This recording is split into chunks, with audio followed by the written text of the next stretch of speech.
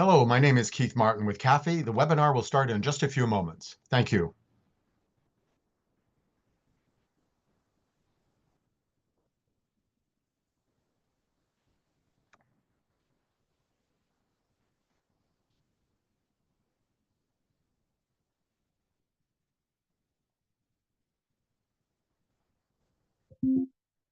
Hello and welcome to today's webinar. We're going to start in just a few moments.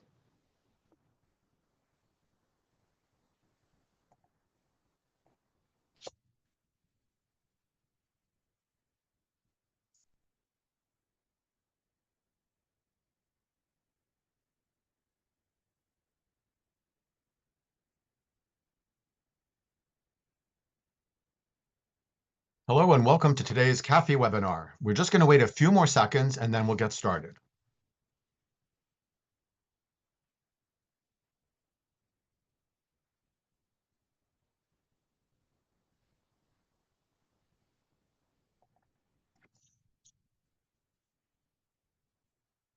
Well, good afternoon and welcome to this sixth and final CAFII webinar of 2024 on travel and travel insurance with three travel insurance experts. My name is Keith Martin, and I am the Executive Director of the Canadian Association of Financial Institutions in Insurance, or CAFII. On behalf of myself and the CAFII Board of Directors, I'd like to thank you for joining our webinar today. CAFII is a not-for-profit association dedicated to the development of an open and flexible insurance marketplace. Our 15 members include the insurance arms of Canada's major banks and credit unions, along with their insurer partners, which underwrite credit protection insurance and travel insurance. Members of the audience, if you have any questions that you would like to pose to the panelists during this webinar, please send them to me as the host using Zoom's Q&A function, and I will pose them on your behalf. Now, we are fortunate today to have three highly knowledgeable individuals join us. As Senior Manager of Environment, Government, and Industry Relations in Life and Health at TD Insurance, Andrea Stuska is experienced in executing strategies that protect and promote the life and health insurance industry through proactive management of the regulatory and industry environment. She advises leaders on emerging and current issues, striving for balanced outcomes for all involved, including consumers. Andrea chairs the United Nations Environment Program Principles for Sustainable Insurance Social Work Stream, working on a framework for the insurance industry to close the insurance protection gap in Canada and help make insurance more affordable and accessible for all Canadians. At the Canadian Association of Financial Institutions and Insurance, she is the chair of the Research, Media, Education, and Communication Committee and is also a member of the Executive Operations Committee. Andrea is an honors graduate from the University of Toronto in semiotics and communication theory and psychoanalytic thought. Annelaure Masson is a seasoned bilingual travel insurance professional with 20+ years of experience. She has extensive experience with travel insurance products and regulatory matters in the insurance industry. She is currently the Compliance Manager and Privacy Officer for Tugo and the Corporate Secretary for the Travel Health Insurance Association of Canada, or THIA. Annelaure has a law degree from France, a Master's of Laws from the UK, and a Master of Arts from UBC. Sheila Burns also joins us as the Director, Health and Disability Policy at the Canadian Life and Health Insurance Association, or CLHIA, where she works with the member and associate companies to represent the industry on policy positions. Sheila has worked in the insurance industry for over 20 years, working in both the direct and reinsurance market, and has now been with the CLHIA for 2.5 years. Now, just before we get the webinar underway, I want to extend a special welcome to a number of VIP guest attendees. In addition to many representatives from our 15 CAFII member companies and our 9 associates, which are key supplier companies to the bancassurance sector, we have VIP attendees today from allied industry associations such as the Canadian Life and Health Insurance Association, or CLHIA, the Travel and Health Insurance Association of Canada, or THIA, from the Registered Insurance Brokers of Ontario, or RIBO, from the Conference Board of Canada, and as well from a number of insurance and financial services regulator and policymaking authorities, including the following: the Insurance Council of British Columbia, the Government of Alberta, the Alberta Insurance Council, Quebec's Autorité des marchés financiers, or the AMF, the Financial Services Regulatory Authority of Ontario, or FSRA, the Financial and Consumer Services Commission of New Brunswick, or FCNB, and the Ombuds Service for Life and Health Insurance, or OLI. Welcome to you all. Well, let's get started. And I want to ask first, are Canadians traveling more, less, or the same in 2024 relative to recent years? Who'd like to jump in on that? I can start. Thanks, Keith, and thanks for having us here today. As you said, I'm from the CLHIA, so representing insurers, so really speaking more on the insurance side than the travel side, but we do attend a lot of events hosted by our member companies and affiliates. And so recently I did hear that Canadians are actually getting back to pre-pandemic levels of travel. And, you know, we had a big year, I guess last year you heard the term revenge travel a lot. So people using their vouchers and making up for the lost travel experiences over the pandemic. So that was a really high year, and then getting back to pre-pandemic levels. But there are a couple of areas that people aren't traveling to as much. So Asia, Russia, places like that, we're not seeing the same levels of travel. And that's due to geopolitical concerns? I think for the most part, yeah. Yeah, I would agree with that statement. I think people are not necessarily traveling more. As Sheila said, they're going back to the 2019 numbers. But what I think we're seeing is also a slight shift on how they travel. So they might shift their destination. So due to, weather-related issues, like in the US with the hurricanes, with political issues, like the wars in the Middle East and the conflict in Ukraine, but also due to the Canadian dollar being so weak, we're seeing a shift of destination and also a shift in the duration of travel. So they do travel a lot, but they might not travel for as long as they would before. So, something that could have been a 2-week trip before might be 10 days now or 7 days. I think that's a big shift that we've seen this year. Yeah, I would totally agree with Annelaure and Sheila. We're seeing the same things, kind of going back to what we saw pre-pandemic. So while it seems like we're increasing travel, we're really getting back to kind of where we were at before. But one of the other things I want to just touch on is, despite, inflationary pressures that we've seen in the last year or so, we're still seeing Canadians planning on traveling. And so what Annelaure was saying is, it just might be that travel looks different, right? And that depends on maybe generation, if you're traveling with kids, if you're doing more of a bucket list travel. So I think we're seeing some kind of different approaches to travel than we might not have seen as much of in previous years.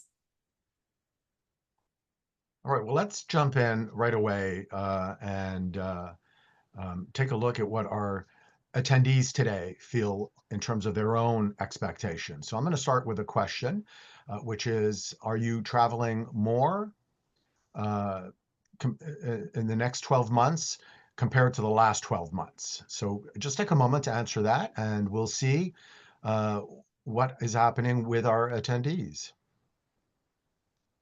We'll just wait a few more seconds.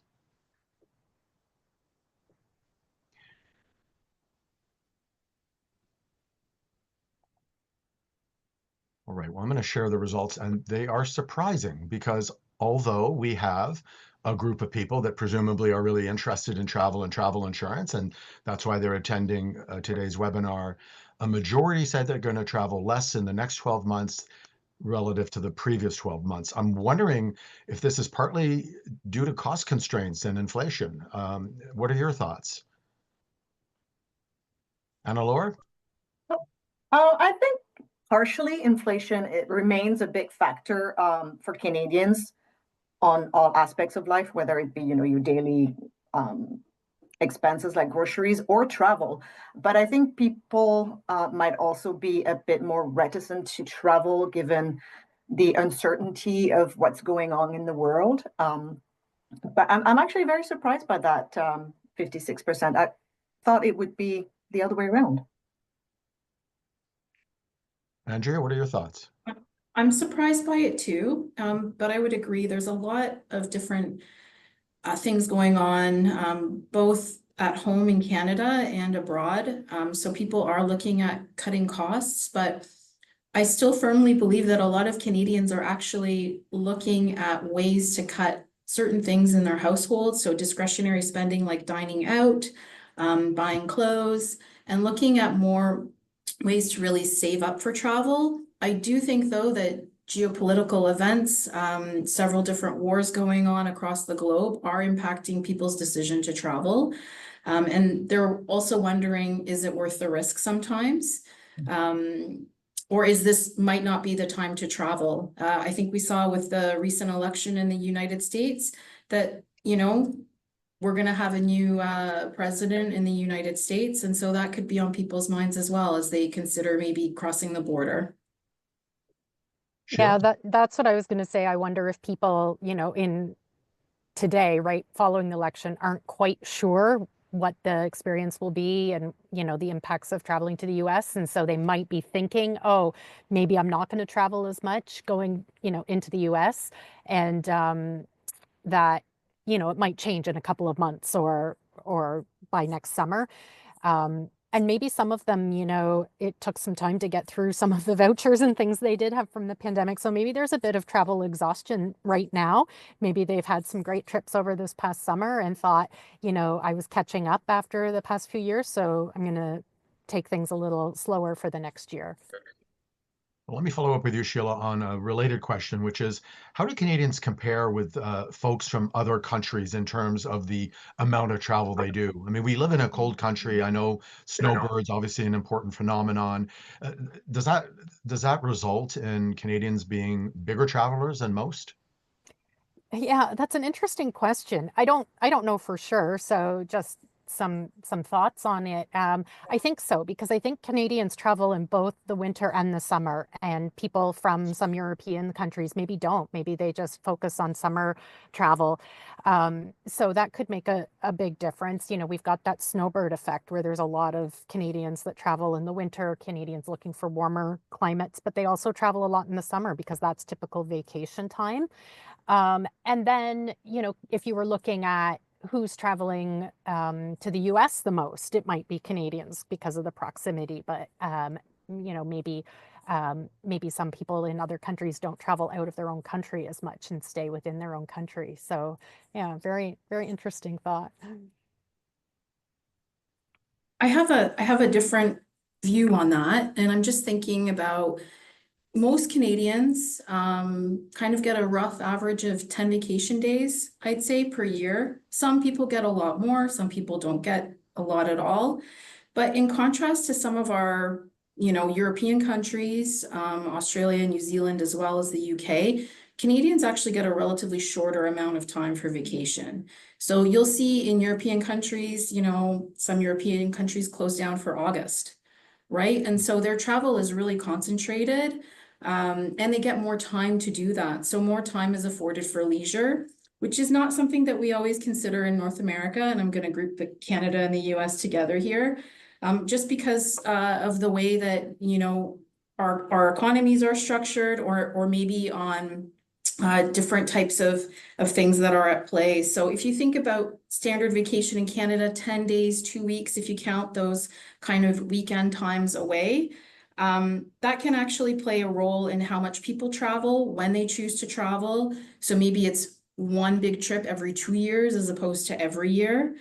So that's something that can actually impact a person's ability to travel. It's not always finances, it's actually how much time can I get away from work or from some of my other responsibilities if I'm caring for young kids or elderly.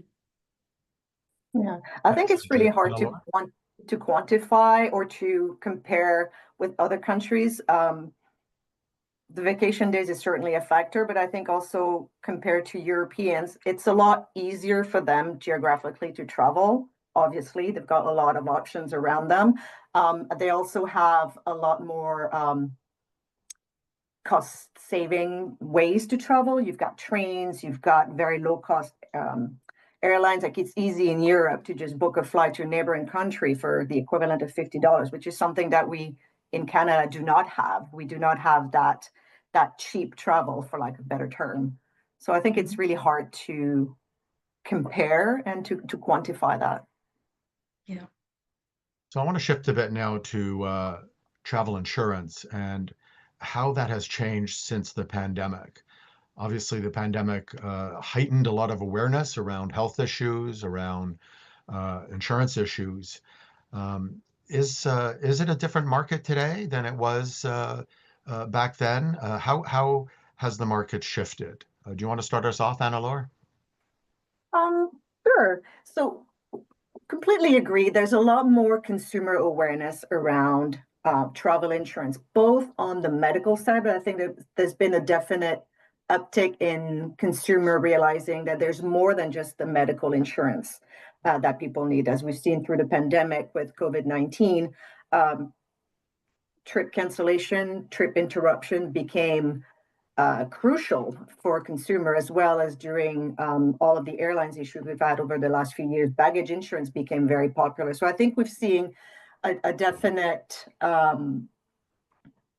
growth in the need for travel insurance. And I think our consumers overall are a little bit more demanding. So they are asking a lot more questions based on what they've seen over the last few years. And they're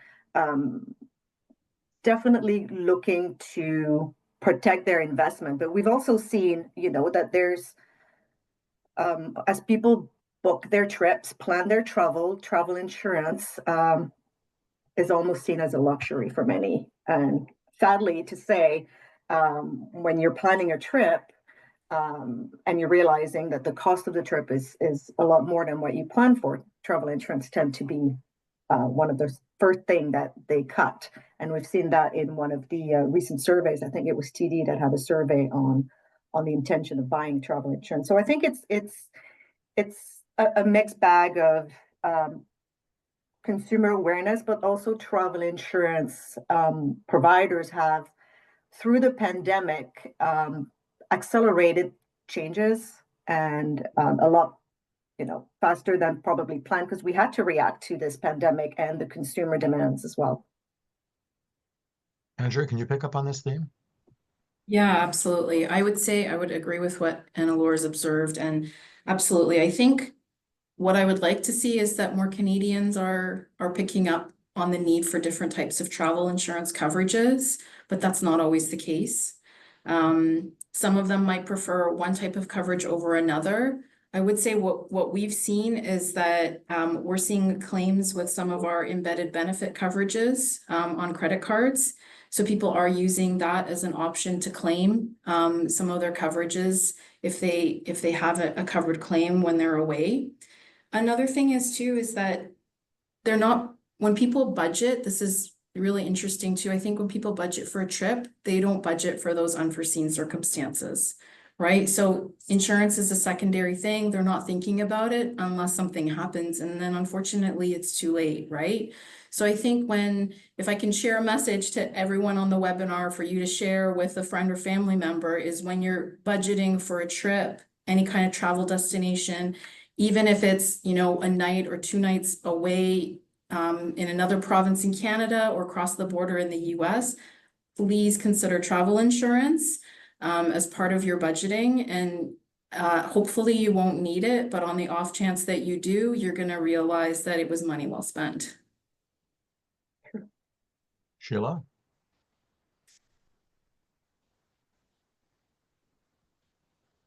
Yeah, the one thing I'd like to add, both were, really great comments. One thing I've noticed is, of course, with the increase in awareness and discussion about something, you increase the confusion and misinformation. So I've heard a lot of interesting things. There's a lot of discussion about what information you need when you're traveling to certain countries, what documentation you need about insurance. And we've had questions from the media about why someone would need trip cancellation if that's covered with their flight in Canada. So we've had to explain all the other things that are involved with trip cancellation insurance other than a flight. So a lot of misinformation I'm finding. And Sheila, I'm just going to follow up as well, since you work with insurers, about how packages are changing. How is the travel industry sector evolving the sort of insurance that they're offering and responding to some of the consumer expectations that we've heard that are revolving? So there's a few things.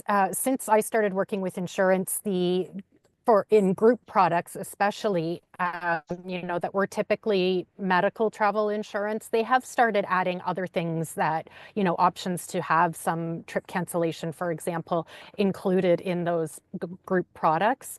And I think the other thing is that the industry has worked together in response to, consumer questions and concerns and suggestions from the CCIR to make it easier to understand travel insurance, to make it a bit more similar from one company to another, and the way that policies are put together. So the CLHIA our members have done that. They've worked together to sort of design a standard way a policy will look, so they're easy to compare, they're easy to find the exclusions, and I think that's helped. I do think there's probably still more that can be done, but I do think that's helped.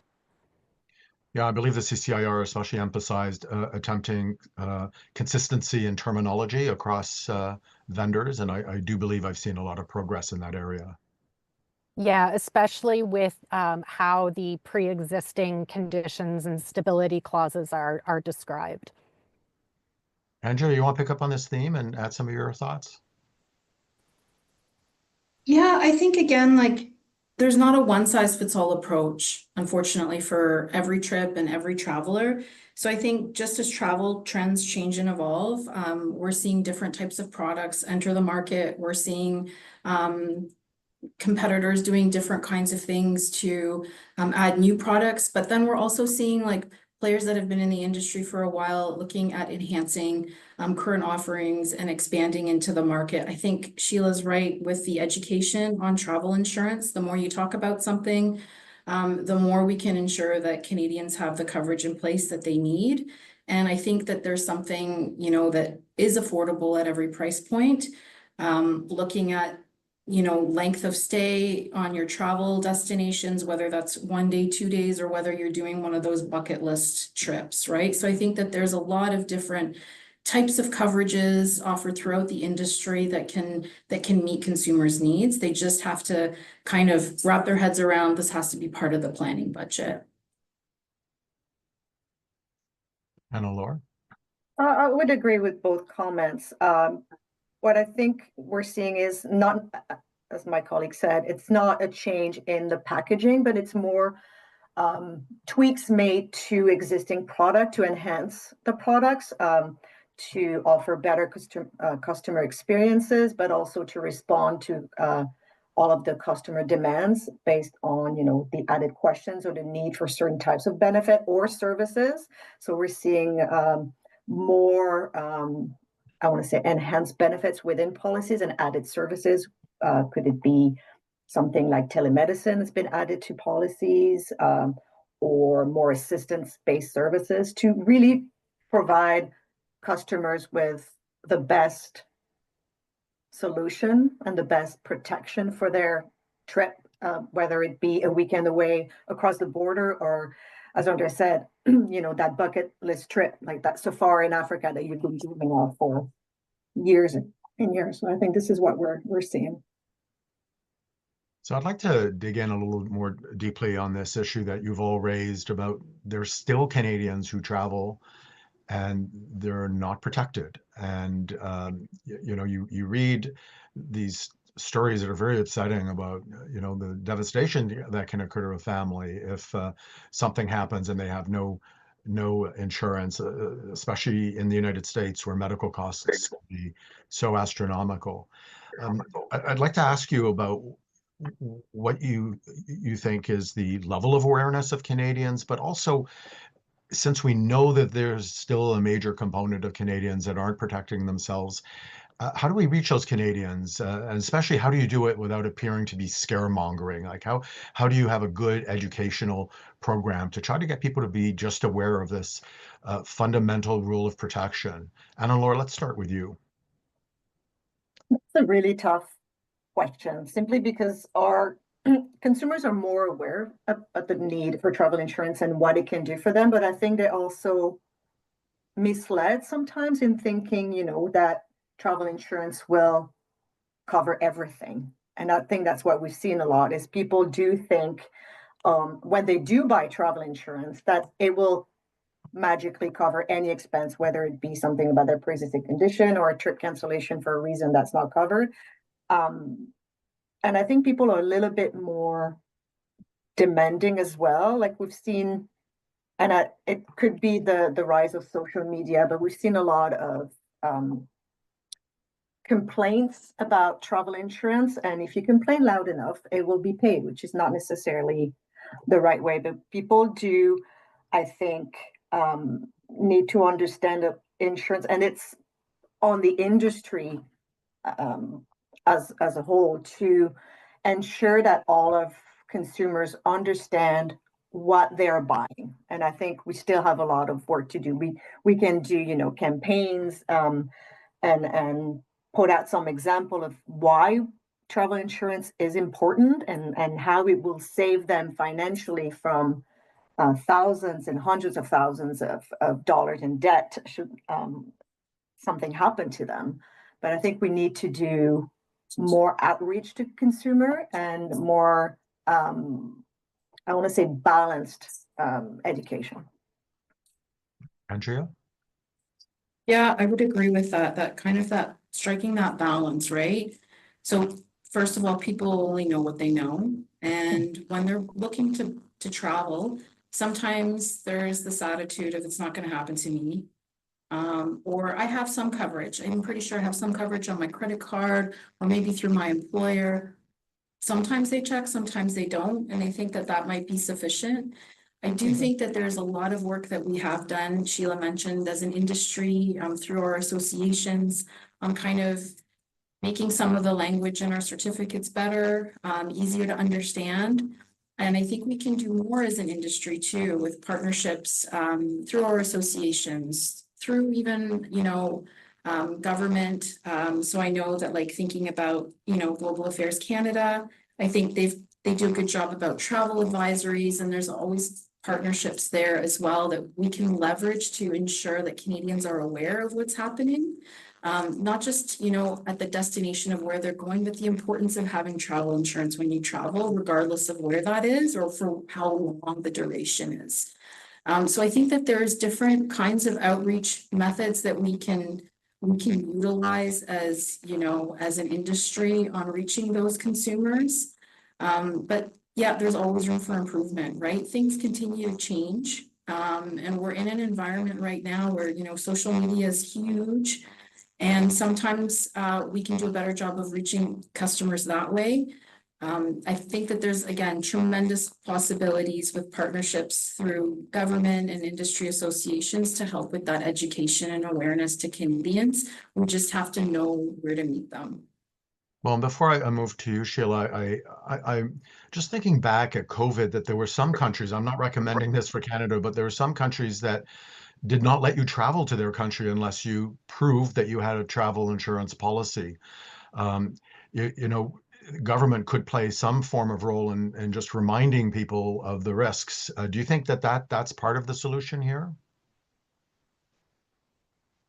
Well, I do think it would be really helpful because, what I was going to say before you said without fear mongering is maybe we need some fear mongering. I have my daughter's in university, so preparing for this webinar, I talked to her and her friends who travel way more than I did or anyone I knew when we were in university. Like it just wasn't heard of just that short few years ago when I was there.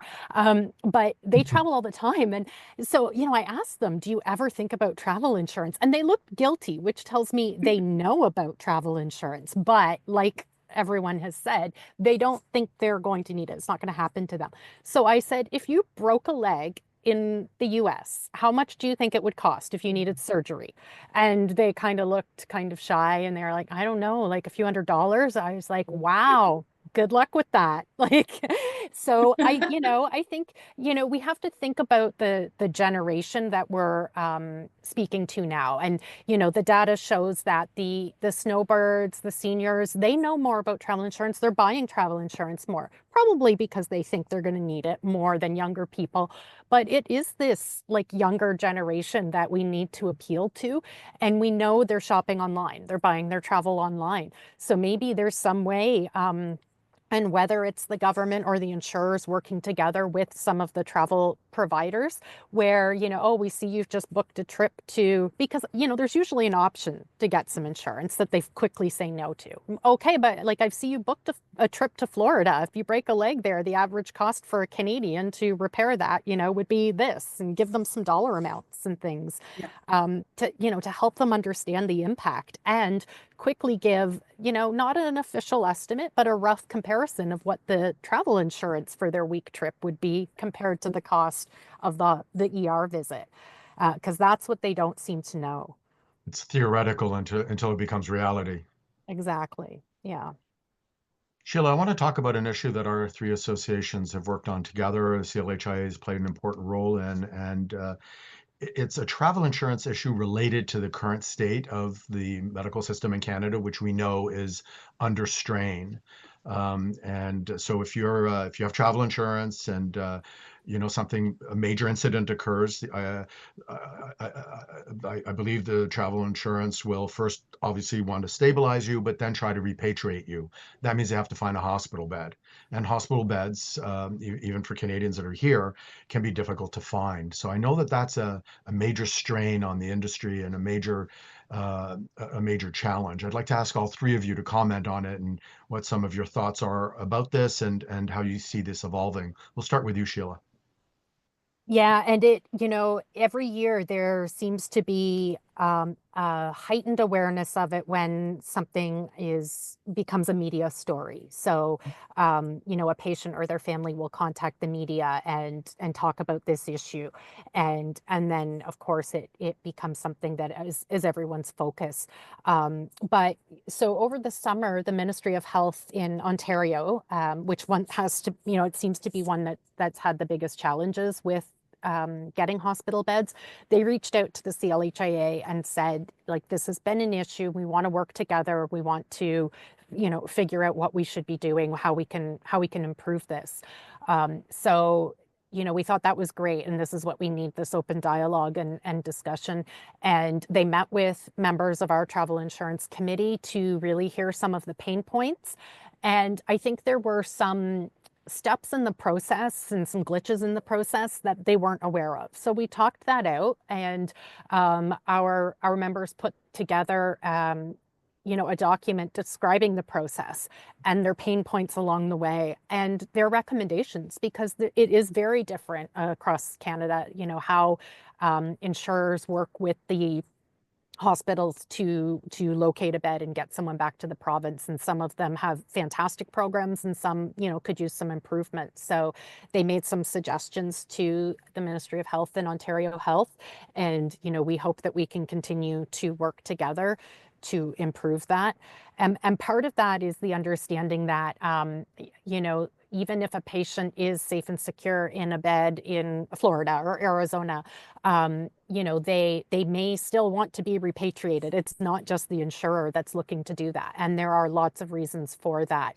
And part of that is your insurance may be covering you to be there, but it's not going to always cover a long-term visit for friends or family. You've got pets back home. There's lots of other things happening back home, and people do want to get back home. There's certainly more of a desire for the patient to get back home when they're in a place where they don't feel safe and maybe they're not getting the best care. So, we definitely are all in agreement there. But even in places where they feel like they're okay, it's still better to get them back to their home province. Thank you. Andrea? Yeah, absolutely. I think if, Canadians don't know about or opt not to know about travel insurance, kind of like it's not in their budget or they're not thinking about it or it could happen or not happen to them. Understanding the healthcare system in Canada is equally like frustrating, I think, for many Canadians. And to think about that in advance of like traveling and what that could mean about, you know, something happens to you. I did have travel insurance or do have travel insurance, and now there's no bed for me in my home province, or there might be a bed in the province, but not near where you live. Other things to think about, right? So it's extremely frustrating. But I do know that insurers work as best as they can, but you can't make space where there isn't any, right? And I think that's the reality, and it is something that people need to consider when they're traveling.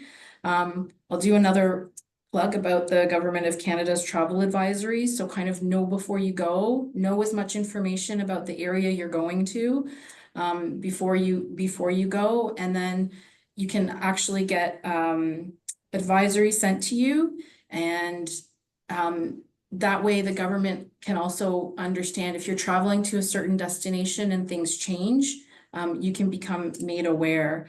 But it doesn't solve the problem about hospital bed shortages in Canada.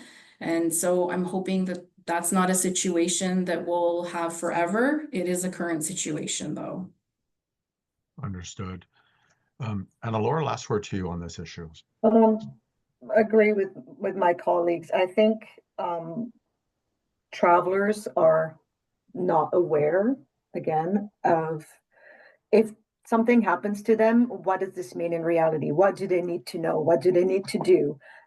They don't necessarily understand the impact of being hospitalized in, let's say, the US and having to be repatriated back to Canada. You know, they might assume that, you know, their travel insurance provider will just fly them home and put them in a bed at your local hospital, which is sadly not always the case. We know that there's severe bed shortages, or that, you know, our healthcare system is overloaded as it is right now. So, you know, people need to understand that, you know, things might take time and it might not look as perfect as they want. What we try to do at CAFII is we have the CAFII Bill of Rights. So we really emphasize is, you know your health, know your trip, know your rights, but also know your policy. And that also means maybe learning a little bit more about what you need to do in case of emergency. What should you do? Who should you contact?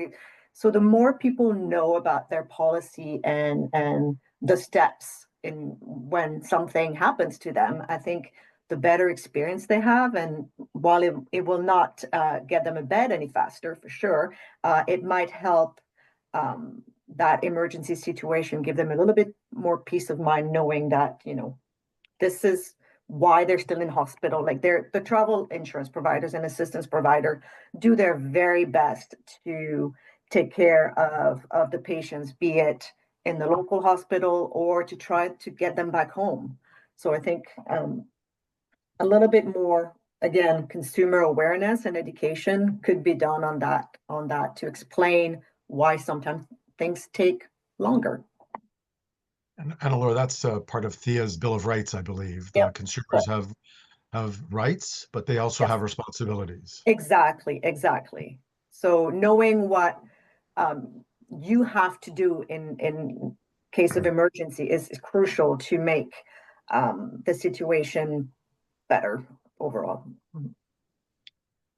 All right, let's look at this theme that we've heard around people having thematic or experience-oriented travel. And before we do that, let's see how our attendees are planning in terms of international travel. So let's see if you're planning on doing international travel in the next 12 months. So just give you a few moments to answer.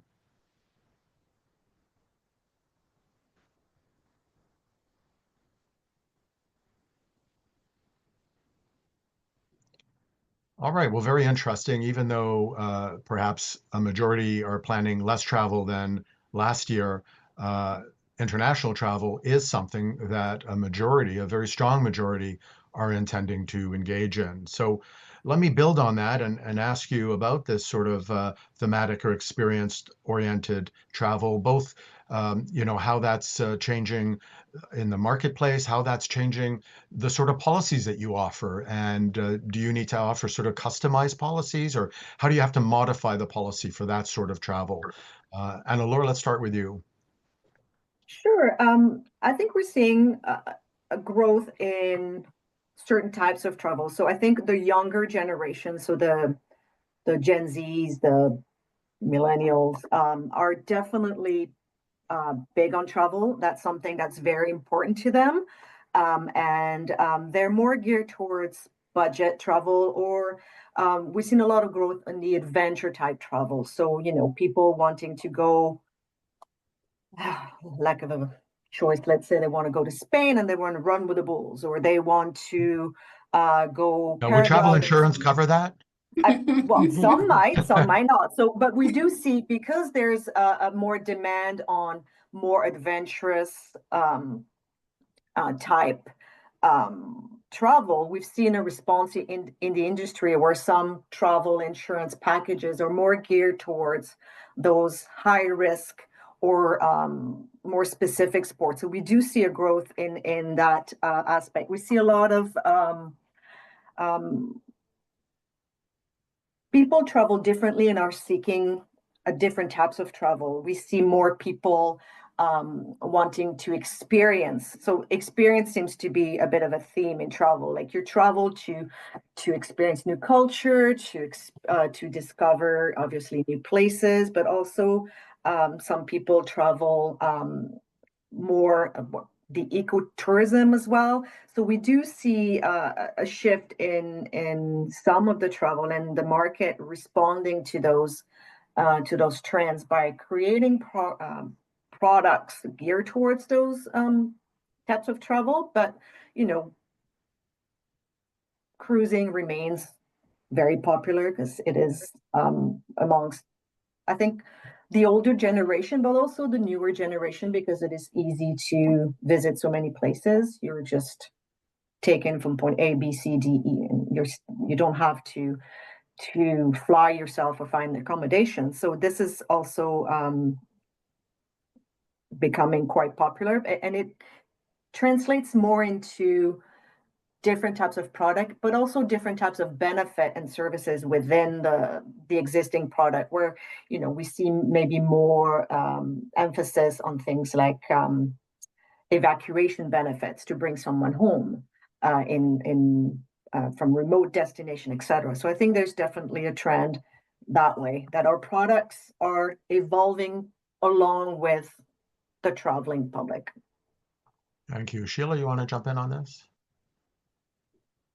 Yeah, so this sort of leads into part 2 of my lecture series to university students is, you know, like for sure know that you need travel insurance. And then part B to follow Thea's you know, sayings, make sure you know the policy. So get the travel insurance, think about what you're going to be doing on your trip, and make sure you'd be covered for the things you're doing. So think about the things that heighten risk, like if you're going to go scuba diving or all these new water sports where you're, you know, kite sailing or being towed in the water behind a horse or whatever these things you see, right? Like it looks super fun and exciting. Or if you're going to rent a moped in Greece, like think about how many accidents can happen. So just make sure you're covered for things, and it doesn't hurt to ask, like, you know, would I be covered for this specific thing?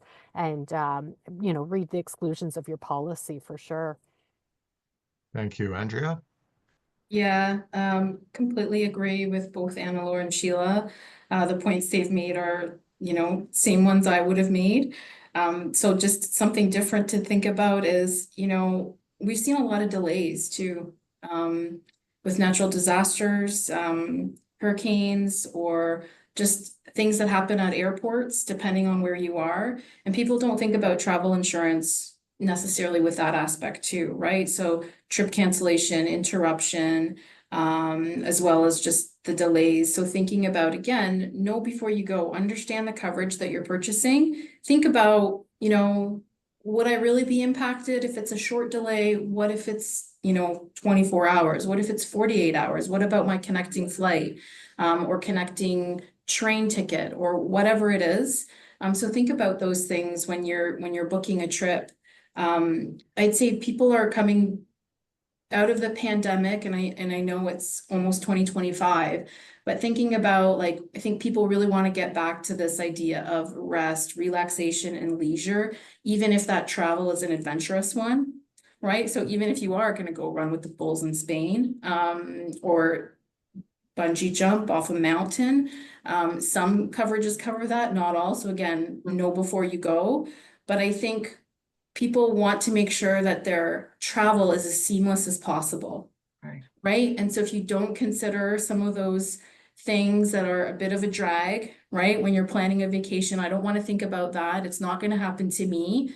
Think about it as like, well, I'm prepared in case something does, and maybe it won't impact your trip that much, and you can still kind of relax and have the leisurely vacation that you dreamed of.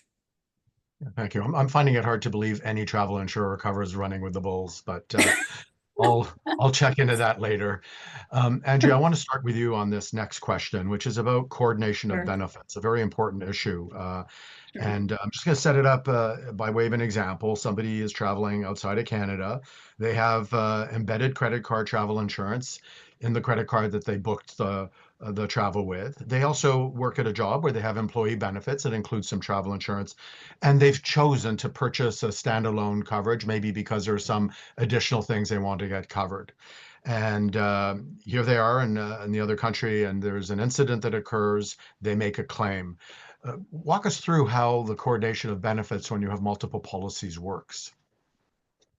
Okay, so I'll do my best. Not a claims expert, so very generally, and I'll rely on my other panelists here to assist me with this. But what coordination of benefits is that when you have, as Keith explained, more than one benefit plan, what happens at claim time is, provided that you are actually claiming with all of those different coverages, the plans work together to pay the claims. So there are several scenarios that could help determine which kind of policy or certificate goes first. So whether that is the standalone coverage that you purchased or whether that's your employee one, usually the claim itself will be looked at and examined. So what is the person claiming for, right? Is it medical coverage? Okay, so we're gonna start with this. Like, what's the bulk of the claim? And then they would go to the other coverages to see, are there additional things that can be covered for this particular claim. The important thing to know is there's no reimbursement under the plans that would cover more than 100% of the claim, right? So if your claim is, I'm just throwing out a figure here, if it's $25,000, you're not going to receive $30,000. That's just not the way the coordination works. Even if you've got like multiple coverages that are similar in those plans. Thank you, Andrea. Annelaure, could you add to that? Sure. The CLHA actually has guidelines around the coordination of benefits, which I think most travel insurance providers do follow. What I think it's identifying who's excess, who's primary, and the sequence of who pays what. What I think can get tricky is there's not one size fits all process in the industry. Each provider has its own process. So it can be really tricky when it comes down to doing the coordination of benefit behind the scenes to ensure that, the right documentation is provided at the right time. And it's definitely something that THIA is focusing on. So we do at THIA have a claims committee who's spending some time right now looking at coordination of benefits in the industry and how we can improve the processes and make things a bit more seamless, both for the customer, but also behind the scenes to make sure that, people get their reimbursement that they need on time, and that each provider then can recoup the money from whoever needs to be recouped in a timely but also easier way. So this is definitely something that THIA is looking at and working on right now.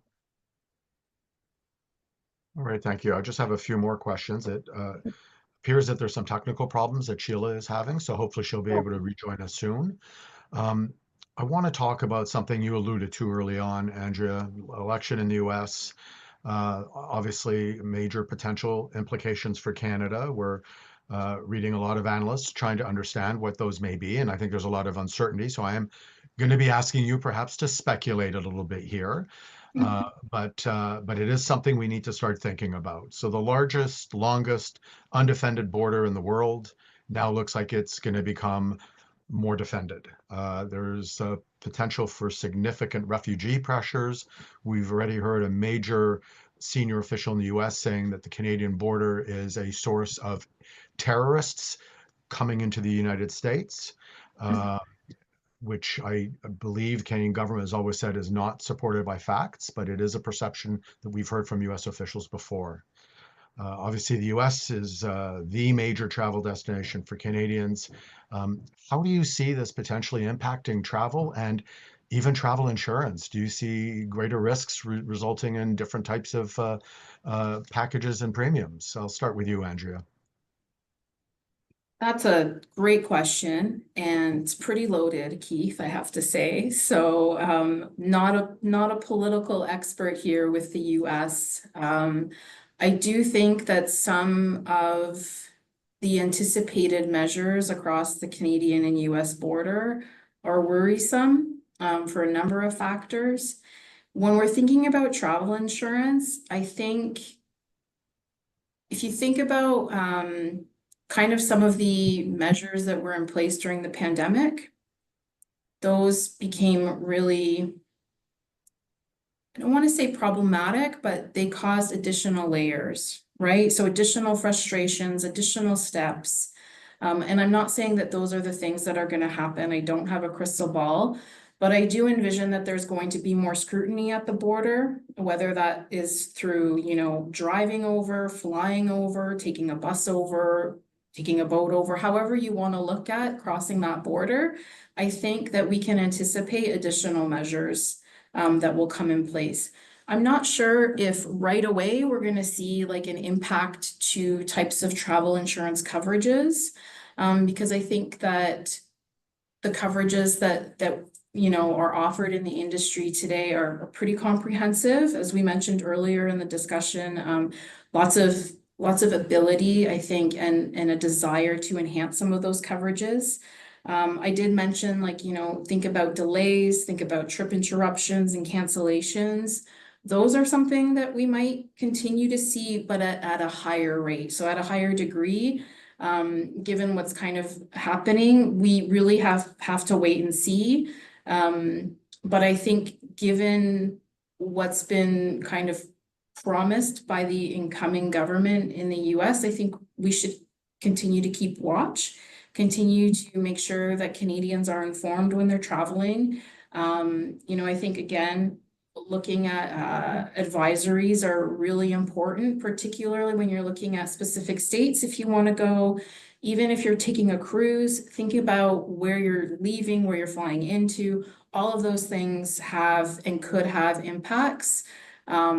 Maybe it'll change drastically, maybe it won't. I think we could see incremental change. I do think that there's going to be additional layers that we're not having right now. Understood. Annelaure? Yeah, I think it's the uncertainty right now of what will happen. We know certain policies are will be put in place, but I think it will have a trickle-down effect on travel, and maybe not travel insurance per se, but more the travel. Certainly, if the Canadian dollar continues to slide down, Canadians might not go to the US as much because the dollar is so low, and it will not be financially responsible for them to, cross the border and go buy their groceries. I think there's also a lot of uncertainty for a lot of new Canadians also that might feel like they might be targeted if they were to cross the border. So I think there might be a different. I think who's to say if he's going to the new administration is going to have another types of travel ban for certain countries.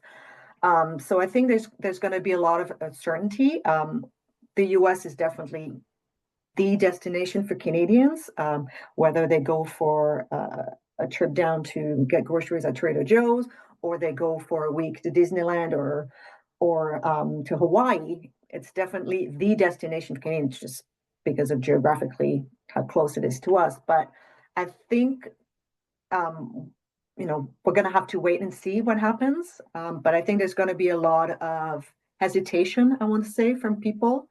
And it might not be immediate. I think it might take maybe a year or two into the new administration to see exactly how things pan out and what the impact on Canadians will be.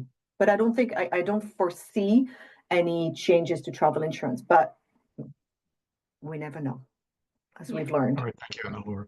I want to ask the two of you one final question, and it's about a demographic reality in our country, which is that Canadians are aging. And it's interesting that as you get older and maybe have more money and more time, you also have more challenges around perhaps being eligible for travel insurance or potentially even the cost. Could you just comment on that, starting with you, Annelaure, about implications for travel and travel insurance of the aging of Canadians? And as Canadians get older and older, and we're seeing so many more Canadians, in their 80s and 90s than before, and active and healthy, do you see the travel insurance industry perhaps adjusting so that it can do more to cover those folks if they want to travel internationally? Annelaure? The reality is, Canadians right now do have coverage. It's just, sadly, the older you get, generally the more expensive it gets, because we have to prepare for potential higher medical costs. We have medical inflation has definitely been something that all insurance providers have been faced with, and that unfortunately has to translate into higher premium for everyone, which has a negative impact on our aging population, because they're the one that end up paying a lot more. So, Canadian senior that wants to go spend a couple months down in even Mexico for the winter will have to budget for higher cost in their insurance. Insurance is always on the rise, sadly. But I think there's been a lot of products out there that offer options for Canadians. Some options to cover their pre-existing conditions. There's options to also choose a certain deductible. So we've seen that in not only the aging population, but even the younger generation, they tend to also choose higher deductible as a way to lower their premium. So there's definitely ways for insurance providers and Canadians to find the right fit. It might require a lot more research and a lot more discussion from Canadians with their insurance providers to figure out what is the best product for them at the best price. And sometimes, a cheaper product might be appealing to some, but they really need to understand what the coverage they're buying, what are the restrictions, what are the limitations, what are the benefit limits even, so to fully understand what they're buying. Thank you. Andrea? Yeah, I completely agree with what Annelaure said. I think an important thing for people to consider too, so regardless of really your age, insurance is one of those things that the way it's rated is it's a pooled rating. So some people are going to be healthier than others, and so it has to balance out, right? And so, you could be a healthy 80-year-old or 75-year-old or whatever, and then on the other spectrum, you could have somebody who's very unhealthy in their 40s, and they're looking at the same kind of travel insurance, right? So I think, again, it's looking at the coverage you need based on your own expectations, your own health, your own, where are you going, what's your destination, and really thinking about that coverage. So I think, I think it's great that we have an elderly population that is becoming more active, more fit, using some of their time to go do the bucket lists. And I think, again, we've got to make sure that we've got coverages for everybody if we can. So I would just leave it there. There's lots of, again, I think, room as an industry where we can improve and enhance our existing products and continue to innovate them, right? And educate and awareness. All right, well, thank you. I'm sad that Sheila had some technical problems, but I do want to note how much we appreciated her contributions, as well as yours, Andrea, and yours, Annelaure. The three of you have been an absolutely excellent panel, full of insights. I really do appreciate it on behalf of CAFII and the attendees, and I want to thank the attendees for having joined us today for CAFII's last webinar of 2024. I hope you'll join us many times in 2025. We'll have a full slate of webinars next year. And in the meantime, I wish everyone a great rest of your afternoon. Thank you. Bye-bye. Thanks very much.